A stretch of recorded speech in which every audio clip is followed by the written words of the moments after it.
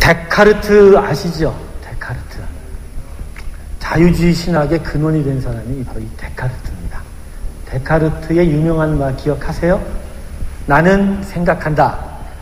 고로 나는 존재한다. 야, 성경 말씀보다 이건 다 알고 계시네요. 스스로 판단할 수 있다라는 것을 인간이 살아있다라는 어떤 증거로, 근거로 여기고 있는 것이죠. 하지만 성경은 다르게 말씀합니다. 우리의 성경은 사람은 감사한다. 그러므로 사람은 존재한다라고 말씀합니다. 하나님에게 감사할 수 있다는 것. 하나님을 감사한다는 것이 사람이 제대로 살아있다라는 증거가 된다고 성경은 우리에게 말씀합니다. 스스로 판단할 수 있어도, 스스로 생각할 수 있어도요, 하나님을 인정하지 못하면 그거 정말 무식한 거예요. 무식한. 여러분, 이게 무식하다는 얘기가 제 입술에서 나온 생각인지 아니죠. 성경이 무식하다고 분명히 얘기하고 있어요. 고린도전서에서 우리가 예전에 구원받기 전에 무식했다라고 분명히 기록하고 있습니다. 제가 오늘 여러분에게 조금 이상한 얘기 한다고 생각하지 절대 하지 마세요. 하나님이 우리에게 이렇게 얘기하십니다. 하나님께서는 당신의 백성이 무식해서 죽는다고 말씀하셨어요. 호세아서 4장 6절에 뭐라 그러죠? 내 백성이 지식이 없으므로 망하는도다. 쉽게 일하면 이거죠. 이스라엘아, 니들이 무식해서 지금 죽어가고 있는 거야 라고 얘기하시는 거죠. 여러분, 하나님 안다는 거, 그분의 마음과 뜻을 깨닫는다는 거, 이거 너무나 중요한 겁니다. 얼마나 중요한 거예요. 여러분, 세상 지식 많이 알고 있다고 해서 그거 자랑하지 마십시오. 그거 힘들지 않습니다. 하나님을 아는 지식 가운데서 세상의 지식이 다시 해석되어질 때 그게 힘이 되지요. 하나님을 모르고 지식을 많이 안다면 그것이 오히려 우리 인생에 독이 되는 경우가 참 많습니다. 여러분, 교회에 어떠한 마음으로 나오세요? 교회에 나오실 때 여러분의 마음, 여러분 나를 중심으로 나오세요? 아니면 하나님을 위해서 나오세요? 특별히 예배가 그런 것 같은데요. 우리가 이 예배에 정말 하나님을 먼저 생각하면서 나오는 게 중요한 것입니다. 여러분, 이 교회에, 이 예배에 여전히 나의 문제와 나의 상황과 나의 아픔 안에 쌓여져 있어서 나오면 그 안에서 예배 드린다 할지라도 하나님께 결코 내 안에 남는 것은 사람의 생각밖에 없어요. 사람이 생각하는 것밖에 없어요. 여러분, 하나님을 먼저 생각하시고 하나님을 바라보시며 나와야 돼요. 전 여러분을 이렇게 축복합니다. 하나님만 먼저 생각하시면, 하나님만 생각하시는 이 예배 되시기를 주님으로 축원합니다. 예배 나오실 때요, 여러분의 문제는 다 내려놓고 오세요. 내려놓고. 물론 내려놓을 수 없다는 거 저 알아요. 근데 내려놓으려고 노력하세요. 근데 희한한 건 하나님을 먼저 생각하고 그분을 먼저 높이게 되면 그 안에서 나의 문제가 해결될 길이 보이게 된다는 것입니다. 그분이 누구라고요? 그분이 길이요, 진리요, 생명이기 때문에 그분을 높이고 그분께 영광을 돌리면 그 안에서 내가 발견되어지고 그러면 나의 삶의 문제들이 아버지의 그 능력으로 풀어져 가게 된다라는 것이죠. 살아있어도 하나님을 모르면 실제로는 영원히 죽어있는 것입니다. 여러분, 죽어있으니까 살아가 계십니까? 하나님 알고 계시죠? 감사는 이런 겁니다. 하나님이 살아계신다는 것을 인정하는 거예요. 감사는 하나님이 살아계심을 인정하는 거예요. 그래서 하나님께 감사할 줄 아는 것은 지금 내가 제대로 살아가고 있는가에 바로 미터가 됩니다. 오늘 본문에 범사에 감사하라고 할 때의 초점은 감사가 아니라 범사에 있어요. 범사. 근데 이 범사라는 말은 헬라어로 뭐라고 얘기하냐면 엠파티라고 하는데요. 이 두 가지가 있는데, 첫 번째는 우리가 딱 이 단어를 보고 생각하듯이 모든 문제, 모든 범위, 분야에 대한 의미가 있지만 또 한편으로는 모든 상황, 시간이라는 의미도 함께 포함되어 있습니다. 그래서 범사에 감사라는 것은 이런 말입니다. 우리 생활의 전부, 그리고 언제나 항상이라는 뜻입니다. 그러므로 범사에 감사라는 말은 우리 삶의 모든 것에 항상 감사해야 된다. 할렐루야. 아멘 소리가 적죠. 알죠, 이유가. 왜? 오늘 말씀을 읽으면서 과연 이게 가능할까라고 의심을 갖게 되죠. 이게 가능할까라고. 우리 삶에 어디 감사할 수 없는 일이 한두 가지입니까? 그죠? 안 그래요?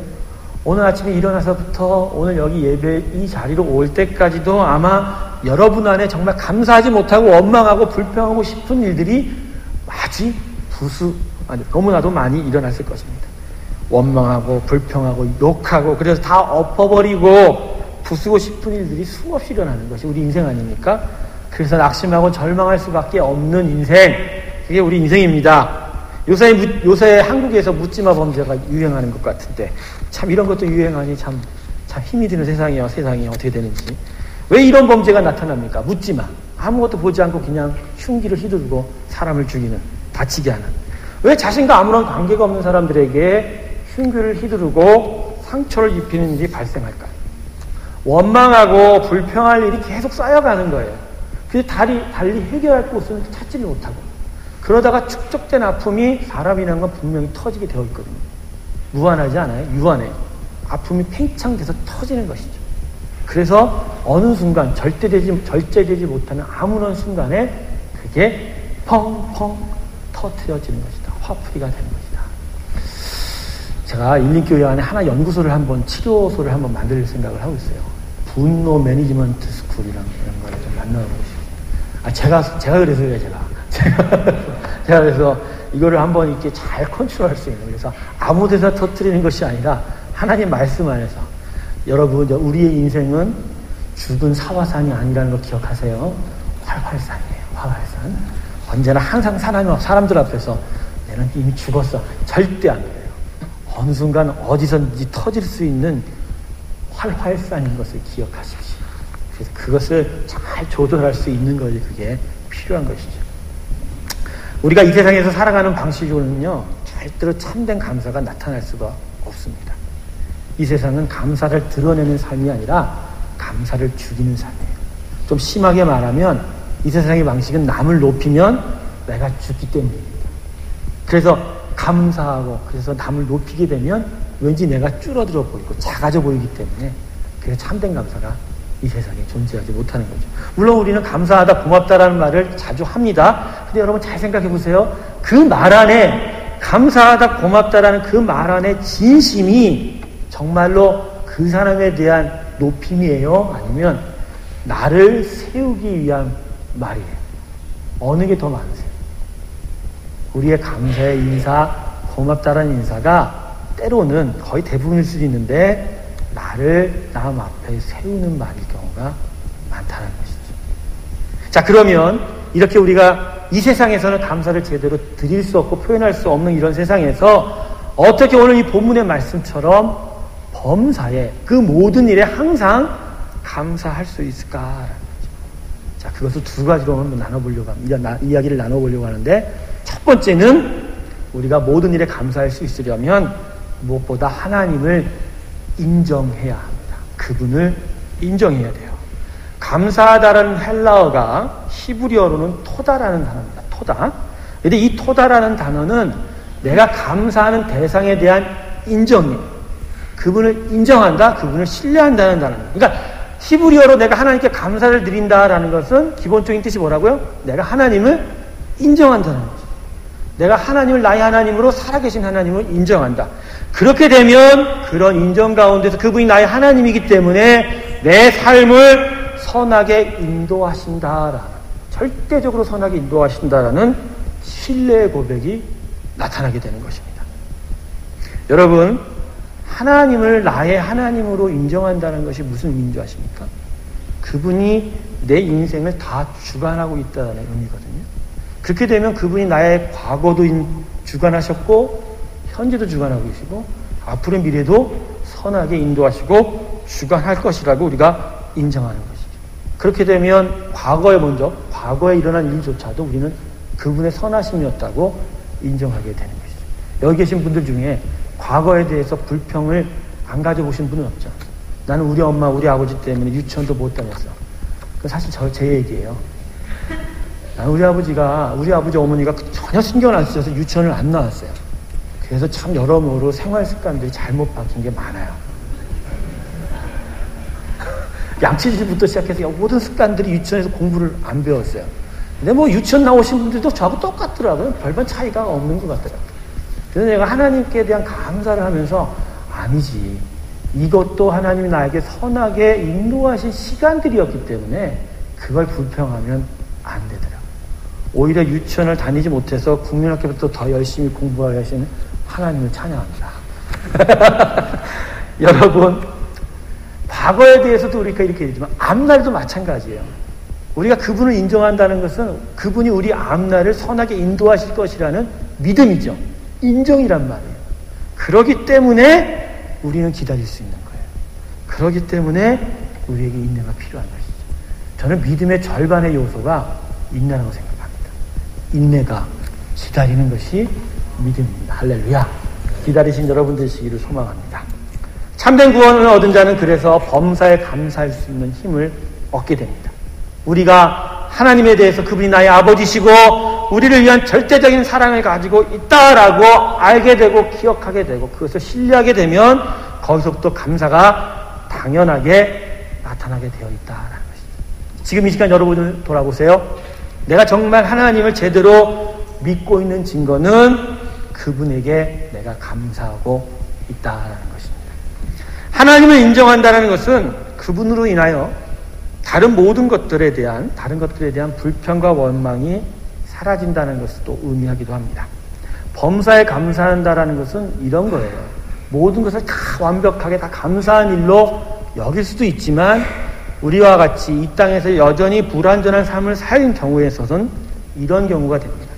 마치 승용차 한 대를 선물 받은 사람이 기쁨이 충만해서 펜 하나를 잃어버렸지만 이런 슬픔을 능히 지워버릴 수 있는 것과 같은 것이죠.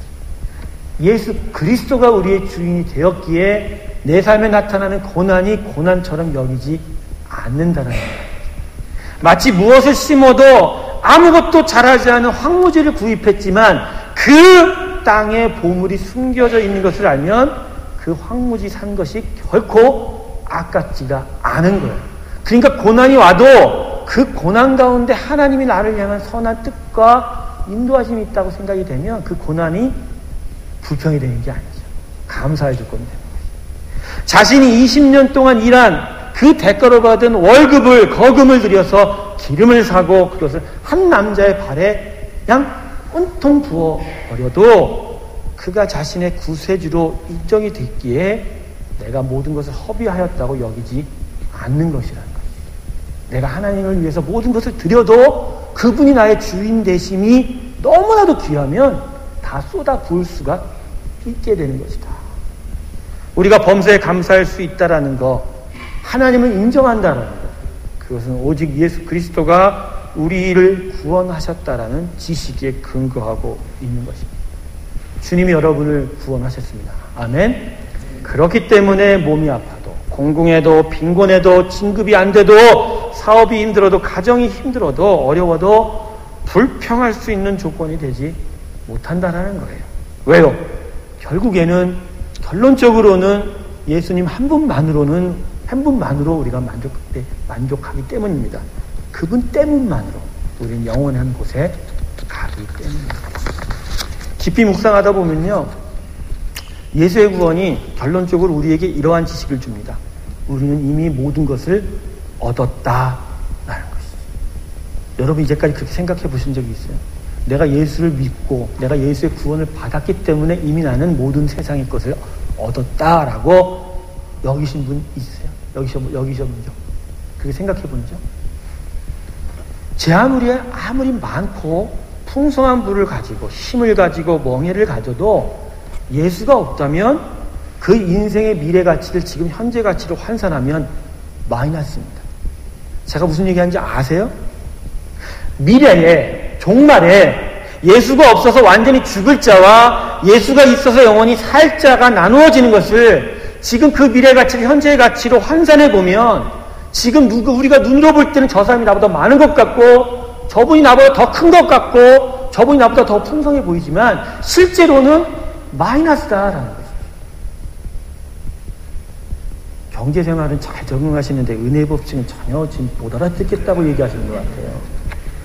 여러분이 마지막 날에 예수만으로 인하여 구원을 얻을 자라고 선택되고 약속되었다라는 것은 그것이 지금 이 시간에 환산해 보면 너무나 놀라운 보물이 된다라는 거예요.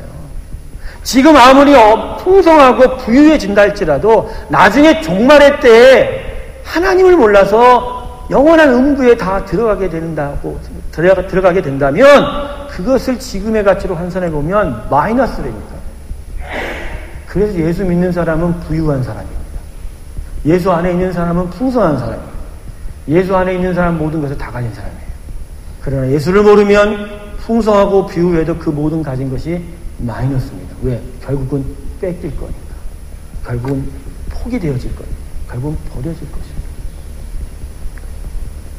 여러분 부족하다고 여기십니까? 여러분 인생. 여전히 여러분의 인생을 부족하다고 여기세요? 그러면 예수님을 인하여 우리가 모든 것을 다 얻었다고 여기는 인생 아닙니다.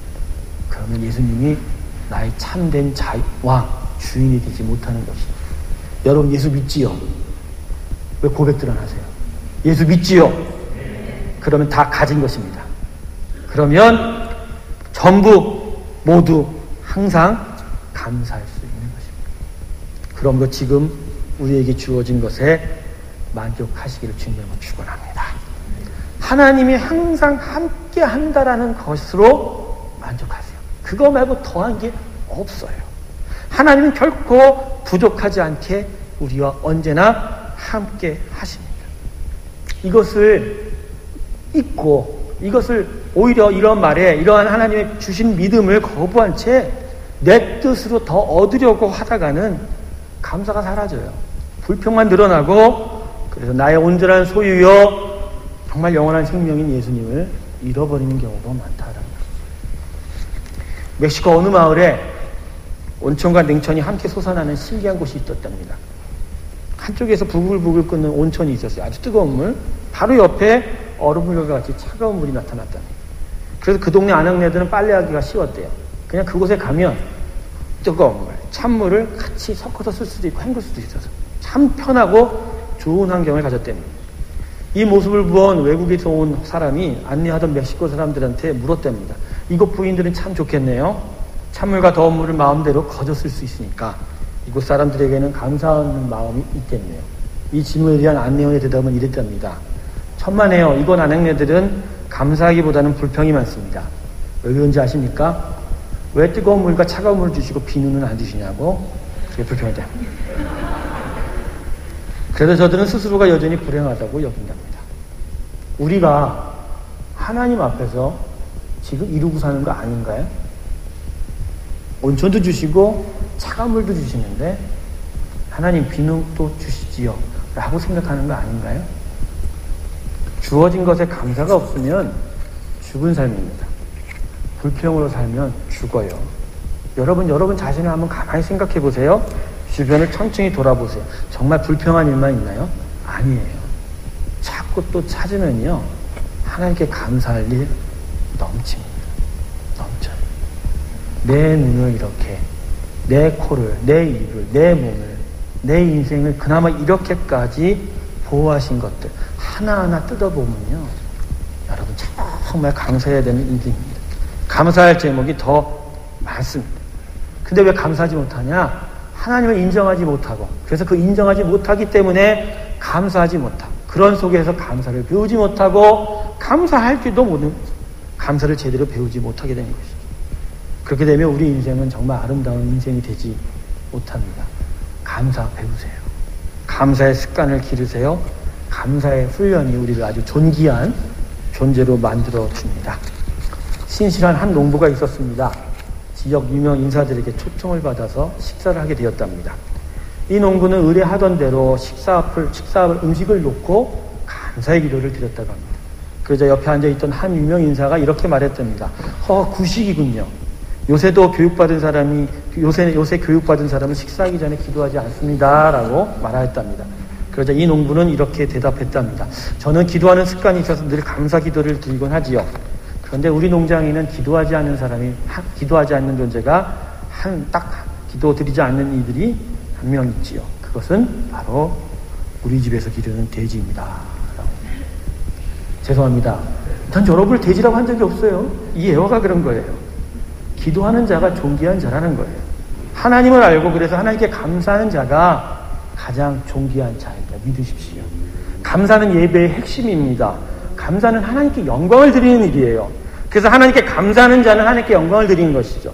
중요한 건 하나님을 예배하고 영광을 드리는 가운데서 하나님이 우리에게 축복하신다라는 거죠. 하나님의 영광을 위해 살고 하나님을 정말로 예배하고 살고 그래 정말 하나님께 모든 것에 감사하며 살아갈 때 그 안에서 하나님이 우리를 존귀하게 여기신다. 여러분 하나님을 존귀하게 보십시오. 그분 안에서 우리도 존귀한 존재가 되어 갑니다. 우리가 왜 지금 여러 정말 비천하고 여러 양악한 상황 속에서도 존귀한 자라는 자부감을 갖고 있냐면 우리 하나님이 존귀하시기 때문입니다. 그분 안에서 나를 발견할 때 내가 존귀해지는 거예요. 그분 안에서 나의 인생을 발견하고 감사할 때 내가 정말로 온전하고 정말 하나님께서 영광으로 축복하시는 자가 되어가는 것입니다. 하나님께 온전한 감사로 정말 존귀한 자가 되시기를 주님의 이름으로 축원합니다. 두 번째, 예수 그리스도 안에서는 모든 것이 합력하여 선을 이룬다는 것을 깨달으십시오. 거기서부터 우리는 감사할 수 있습니다. 로마서 8장 28절 말씀 우리 다 같이 한번 읽어볼까요? 자, 자막해 보겠습니다. 우리 같이 읽습니다. 시작.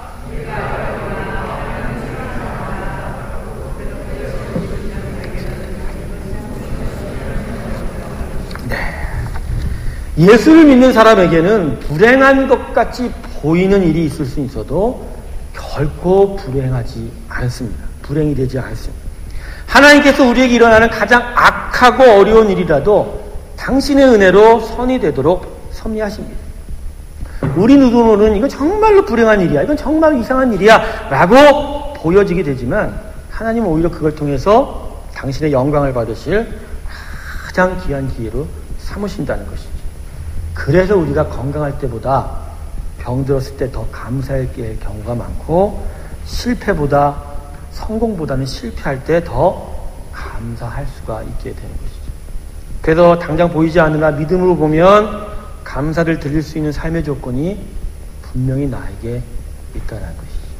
제가 여러분과 처음 부임했을 때 나눴던 은혜 중에 제일 기억나는 은혜가 뭔지 아세요? 지하실에 비가 새도 그 지하실 바닥으로 비가 새더라.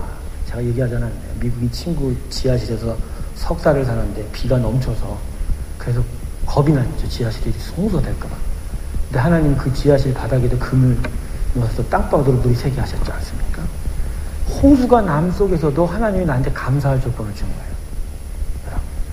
미국 엘라바마의 한 마을에 베빌 기념비라는 게 있어요. 특이하죠, 그 이름이. 베빌. 저도 한번 찾아봤는데 원래 이 마을은 모카를 재배해서 큰 수입을 얻었던 마을이라고 합니다. 근데 언제부터인가 이 베빌이라는 이름 붙인 벌레가 나타나서 모카를 모두 먹어치우기 시작해서 마을이 적자를 보고 수입을 얻지 못해서 깊은 절망에 빠졌답니다. 여러분 땅콩 박사 아시죠? 커버 박사. 그러더니 커버 박사가 이 마을에 땅콩을 심어주게 되었답니다. 그래서 모카 재배에 대해서 미련을 보지 못했던 이 마을 사람들은 처음에는 이 땅콩 심는 거에 대해서 되게 두려워하고 큰 미련을 갖고 있었지만 어느덧 땅콩으로 더 큰 이익을 얻을 수 있어서 미국에서 땅콩으로 가장 유명한 마을이 이 마을이 되었답니다. 지금도 이 마을에 가면 베빌 기념비가 있는데 이게 뭔지 아십니까? 마을의 해충 베빌을 기념하는 기념비라는 거죠. 엘레바마 그 마을의 농민들에게 베빌은 낙심과 절망의 조건이었습니다. 하지만 그들은 그 벌레를 통하여 땅콩을 심어서 새로운 삶을 시작했다. 그런 점에서 베빌이라는 벌레는 불평의 조건이 아니라 이 사람들에게 무슨 조건이 됐다고요? 감사의 조건이 되었고 새로운 세계를 향한 정말로 감사할 수 있는 정말 행복할 수 있는 세계를 향한 출발점이 되었다는 것이죠. 여러분의 인생 가운데 하나님은 언제나 베빌 기념비를 두십니다. 할렐루야. 베빌 기념비를 만들어 주신다는 것이죠. 하나님께서 우리 삶에서 이렇게 역사하세요. 우리 눈에 불평할 일로 보이나 하나님이 계시기에 그 조건은 새로운 삶을 시작할 복의 조건이 된다는 것입니다. 하나님 때문에, 여러분 따라하십시오. 하나님 때문에 불행의 조건이 복의 조건이 됩니다. 기억하세요. 하나님 때문에, 나 때문이면 불행의 조건은 여전히 불행해요. 하나님 때문에 불행의 조건이 행복의 조건이 된다라는 것이죠. 예화 하나만 더 하고 마치겠습니다. 어느 마을에 감사를 너무나 잘하던 남자 집사가 있었습니다. 그는 늘 감사가 넘쳐서 항상 밝은 얼굴이었고, 근데 문제가 하나 있어요. 아무 때나 감사합니다 라고 소리친다는 거예요. 감사합니다. 우리 교회도 이런 집사님들이 생기길 주님의 이름으로 축원합니다. 근데 중요한 건 이분이 때도 그냥 때를 가리지 않는다는 거예요. 목사님이 설교하다가도 감사합니다 라고 소리치는 거예요. 그래서 그 교회 목사님이 가끔 이 집사님 설교 중에 감사합니다 소리쳐서 설교 줄거리를 읽고 당황할 때가 꽤 많았다고 합니다. 근데 어느 날 그 지방의 주지사와 경찰서장이 교회를 방문한다는 소리를 듣고 이 사람들 전도할 수 있는 아주 좋은 기회라고 여겼습니다만 이 목사님 마음에 이 집사님이 큰 소리가 걱정이 된 거예요. 또 예배드리다 감사합니다 그러면 자기가 설교를 잃어버리고 방황할까 봐. 그래서 오늘 그날은 그 집사를 불러다가 사무실을 지키라고 명령을 했대요. 그래서 그리고 감사의 제목이 없을 것 같은 지리책을 주었답니다. 이 책이나 보거라고. 그 설교 시간이 돼 조용히 잘 이렇게 전도의 설교를 잘 하고 있는데 갑자기 사무실에 큰 소리 났다. 감사합니다. 깜짝 놀라서 또 목사님은 설교를 잃어버리고 줄거리 잃어버리고 허겁지겁 예배를 마쳤답니다. 화가 나서 예배 후에 목사님이 그 집사님을 찾고 도대체 왜 또? 라고 물어봤답니다. 그랬더니 그 집사님이 아니요, 지리책을 보는데 바닷속에 제일 깊은 곳이 필리핀 근처에 10,000m가 넘는다고 그러는데 문득 미가서 말씀이 생각난대요. 너희의 죄를 저 깊은 바닷속에 던지리라. 아, 내 죄가 저 깊은 바닷속에 가라앉으니 다시는 떠오르지 않겠구나라는 생각에 감사의 소리를 쳤대. 지리책을 읽는 것이 무슨 감사의 조건이 되겠어요? 그런데 그 안에서도 감사를 찾게 된다는 것이죠. 하나님을 인정하고 그분의 선하신 섭리를 신뢰하면 어느 곳에 있어서 무슨 일을 당하더라도 감사가 나타나는 것입니다. 그러므로 여러분 범사에 우리는 감사할 수 있습니다. 하나님을 인정하십시오. 그분의 선하신 섭리를 신뢰하십시오. 말씀을 마칠게요. 우리를 향한 뜻 3가지를 정리해 보겠습니다. 항상 기뻐하라. 예수 그리스도의 구원을 제대로 받아들이면 기쁨이 넘칩니다. 쉬지 말고 기도하라. 그러나 때때로 잊혀지고 잃어버리는 예수 그리스도의 구원의 기쁨을 되찾기 위해서는 기도의 자리에서 벗어나지 말아야 된다. 범사에 감사하라. 결국 예수 구원의 기쁨 속에서 기도의 자리에 서서 하나님과 계속 신뢰의 소통을 하게 되면 모든 일에 감사할 수 있게 된다는 것. 그러므로 기쁨, 기도, 감사는 언제나 세트로 함께 몰려다닙니다. 여러분 안에 여러분이 정말 참된 믿음의 사람이라면 이 3가지가 함께 있어야 합니다. 예수를 기뻐하십시오.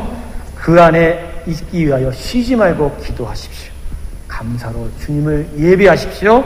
그러면 그 3가지가 계속하여 우리 안에서 순환이 되고 그 안에서 믿음의 귀한 열매들이 우리와 우리의 인생을 가득 채울 줄로 믿습니다. 이 시간에 우리 다 같이 잠깐 이 말씀을 붙들고 기도하기 원합니다.